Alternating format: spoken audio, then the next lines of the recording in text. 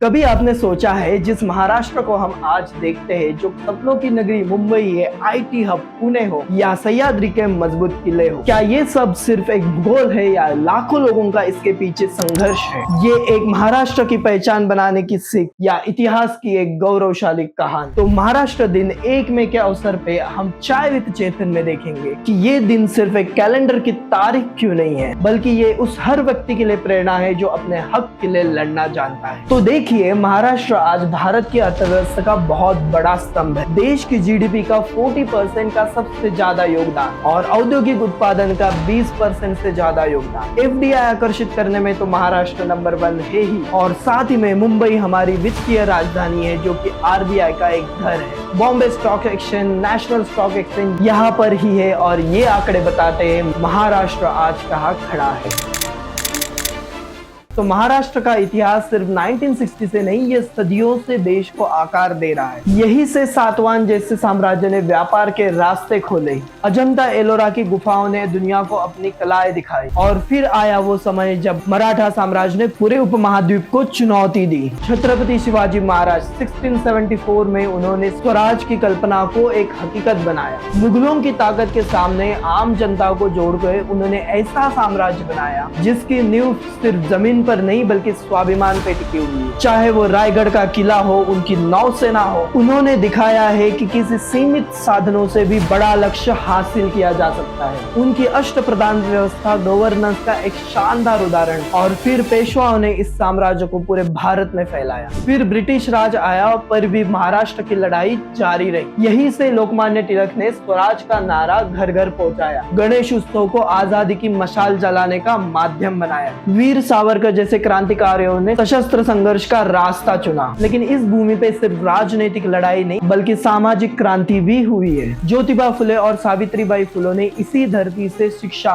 खासकर महिलाओं की शिक्षा और पिछड़े वर्ग के लिए अपना जीवन समर्पित किया। और यही से डॉक्टर बाबा साहेब आम्बेडकर ने संविधान का मसौदा तैयार करने के साथ साथ जातिवाद के खिलाफ एक अभूतपूर्व आंदोलन किया। और फिर आजादी के बाद राज्यों को भाषा के आधार पर पुनर्गठित करने की बात आई। बॉम्बे राज में मराठी और गुजराती बोलने वाले लोग थे, और मराठी भाषी लोगों की पुरजोर मांग थी कि हमारा अलग प्रांत बने और मुंबई उसकी राजधानी बने। और इसी मांग ने जन्म दिया संयुक्त महाराष्ट्र के आंदोलन को। और ये सिर्फ नेताओं का आंदोलन नहीं था, ये हर आम आदमी का आंदोलन था। सालों तक संघर्ष चला, रैलियां हुई, हड़तालें हुई, और इस आंदोलन की कीमत चुकाई गई बलिदान से। 21 नवंबर 1955 को मुंबई के फ्लोरा फाउंटेन पर प्रदर्शनकारियों पे हुई फायरिंग में 106 लोग शहीद हुए। सोचिए, अपनी भाषा, अपनी पहचान के लिए इतना बड़ा बलिदान। और इसी वक्त संयुक्त महाराष्ट्र समिति ने इस संघर्ष को दिशा दी। एसएम जोशी, आचार्य आत्रे, एसएम डांगे, इन जैसे नेताओं ने लोगों की आवाज उठाई, और आखिरकार इस जन आंदोलन की शक्ति के सामने सरकार को झुकना पड़ा। 1960 में भारतीय संसद ने बॉम्बे पुनर्गठन अधिनियम पास किया। यशवंतराव चव्हाण, जिन्होंने कांग्रेस में होकर भी जन समुदाय के संघर्ष को सपोर्ट करते हुए मुंबई के साथ महाराष्ट्र की मांग में एक अहम भूमिका निभाई। और इसी तरह संघर्ष, बलिदान और लोकतांत्रिक प्रक्रिया से 1 मई 1960 को महाराष्ट्र राज्य का गठन हुआ, और इसी तरह मराठी भाषी लोगों को उनका राज्य मिला। ये सिर्फ एक घटन की कहानी नहीं है, ये उन शहीदों को नमन करने का दिन है। आज महाराष्ट्र सिर्फ अपने इतिहास पे गर्व नहीं रखता, बल्कि ये भविष्य की तरफ भी देख रहा है और पूरे भारत को साथ ले जा रहा है। 13 to 14% जीडीपी का योगदान, 20%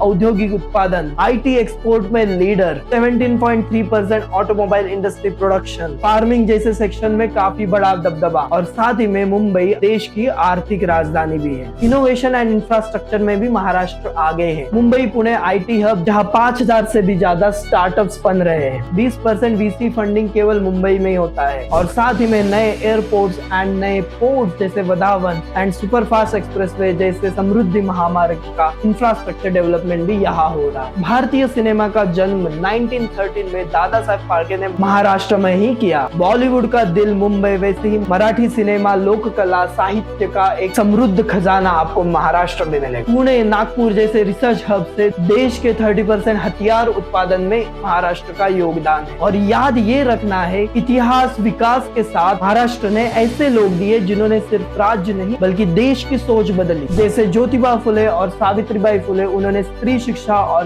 और सामाजिक समानता के लिए क्रांति की शुरुआत की। डॉक्टर बाबा साहेब आम्बेडकर, जिन्होंने असमानता के खिलाफ सबसे बड़ी लड़ाई लड़ी और भारत के संविधान को एक आकार दिया। लोकमान्य तिलक, जिन्होंने स्वतंत्रता की चिंगारी जलाई। वीर सावरकर, जिन्होंने राष्ट्रवाद और समाज सुधारने की बात की। महर्षि धोंडो केशव कर्वे, जिन्होंने महिला शिक्षण को अपना मिशन बनाया। और क्रांति सिंह नाना पाटिल, जिन्होंने ब्रिटिश राज में समांतर सरकार चलाकर दिखाई। वासुदेव बळवंत फडके भारत के पहले क्रांतिकारी महाराष्ट्र से थे।